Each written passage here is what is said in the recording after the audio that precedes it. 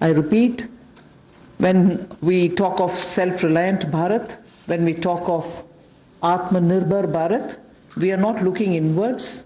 It's not isolationist policy. It is certainly making India strong, making India rely on its strength and be ready to face the global challenge. Many sectors need policy simplification,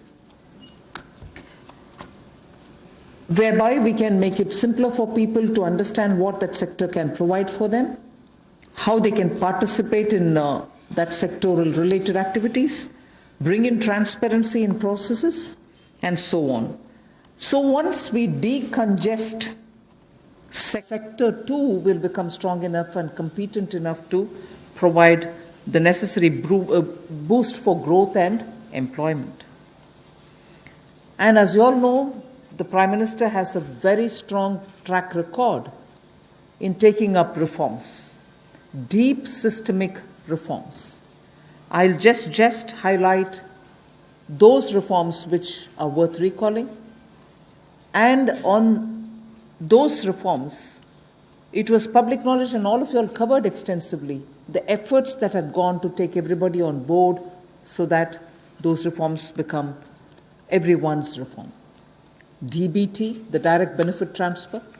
Today it's become very useful for us to be able to directly give money in the hands of people. GST, which had been pending for a very long time, all states were taken on board, and GST brought in one nation, one market. IBC, companies waited for decades to have their insolvency-related matters settled. Limited success was felt through the various other programs, schemes which existed, SARFAESI or BIFR and so on. Then the several steps which were taken for ease of doing business so that India becomes an attractive destination for investment. You also had the public sector banks reforms, not only just infusing some equity, but also making sure that they become professionally managed, although they are public sector banks, and performing well, but still they needed to have more professionalism. So that was also, and giving independence for them, because that's an area in which I would take extreme pride to say, between 14 until today, you wouldn't have had one phone call going to any one of the banks saying, give this loan to my cousin or my whoever. No cronyism has been developed through the banks. Direct taxation reforms, Revenue Secretary is here. Most unexpected time, the country saw that a drastic step had been taken, drastic but in a favorable sense. Power sector reforms. Uday was a scheme which was brought in with a great sense of wanting to clean up that sector. It has its challenges, but it was a daring reform. Coal sector, and also water and irrigation. There are many such I can list, but Prime Minister Modi has been absolutely consistent in making sure reforms are taken up. So structural reforms are the focus of today's announcements. Today's announcements are focusing on structural reforms. The sectors in which these measures will be impacting are those sectors with these reforms which are going to be the new horizon for growth.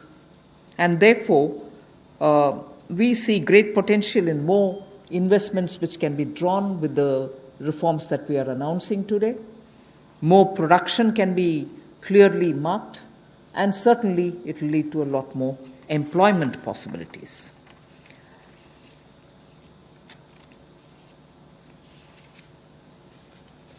We can actually start off with some preliminary slides before I go into talking about today's announcements, which will explain all the steps that we've taken in the recent past to make sure that investment come into this country and also make India a far more business-friendly destination. Before I go into that, it is important for us to recall that steps which have been taken earlier have been announced variously at different times.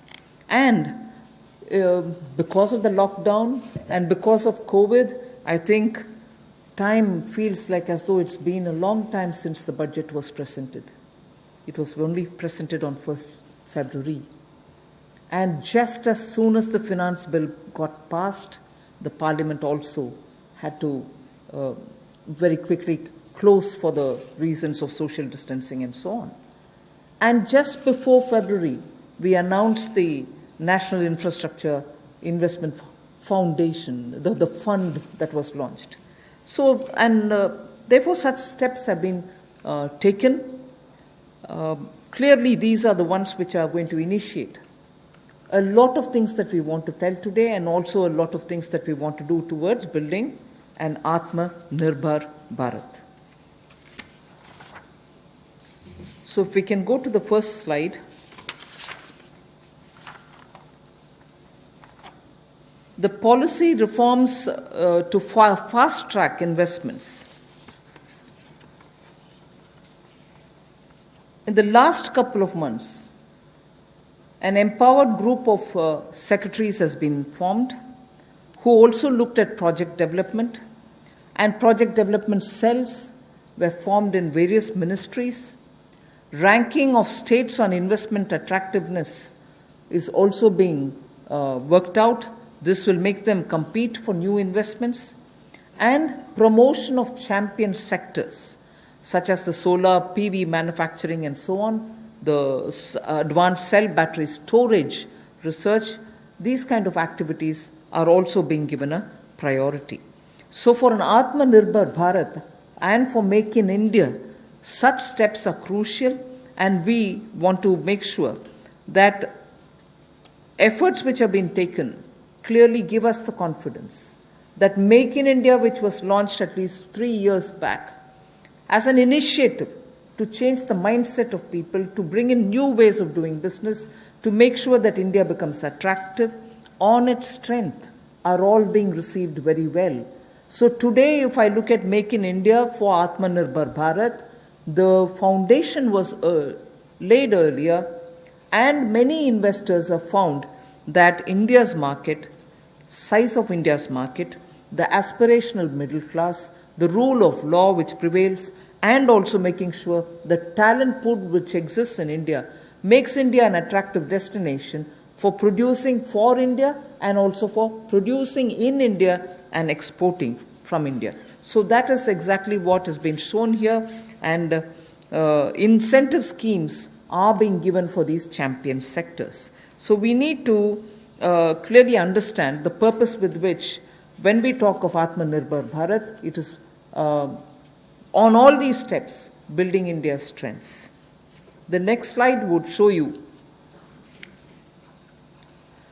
that attempts and also efforts have already started for upgradation of industrial infrastructure. I'm saying all this because the reform steps that I'm going to announce will have all these also having a play in the various steps that we are announcing. Upgradation of industrial infrastructure is something which we need to talk about afresh, although industrial infrastructure, industrial land banks, and also clusters have been recognized long time back. But they're all somewhat being utilized, many of them lying unutilized. So now, using technology, we are making sure these land parcels are, through GPS, GIS mapping, are able to be identified, location cleared, their challenges being identified, common facilities which have to be created will all be done. 3,376 industrial parks and estates and SEZs have between them, have among them 5 lakh hectares, all of them mapped as industrial information system can map them for future use. So this will be a part of the portal which we'll be running, so that it will be available for any future potential investor to say, I know land exists there, we can go set up a business there. In the meanwhile, the state government working with the center is going to provide all the common facilities. So all industrial parks also will get ranked by 2020-21, so that we know what is the level of readiness that they have and how ready they are for competition. So, with this said as a broad introductory statement, I just want to highlight the 8 sectors about which we are going to talk, where reforms are being brought in: coal, minerals, defense production. I read out separately the next 3, although they together contribute for flying, airports, and also aerospace-related matters. Airspace management, airports, MRO, which is maintenance, repair, and overhaul. So those 3 all go over to the civil aviation area. Distribution companies in the union territories, power distribution companies in the union territories.